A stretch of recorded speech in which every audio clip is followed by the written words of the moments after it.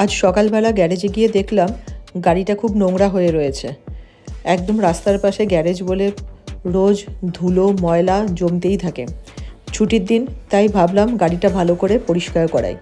বাইপাসের ধারেই SM car wash বলে একটা জায়গা রয়েছে, যেখানে ফোম ওয়াশ খুব ভালোভাবে করানো হয় এবং অনলি 200 রুপিস নেওয়া হয় একবার ফোম ওয়াশের জন্যে।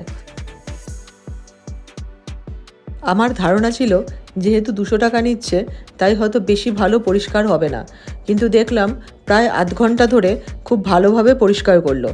এখানে কার ওয়াশ, বাইক ওয়াশও করানো হয়, কিন্তু রেট খুবই কম।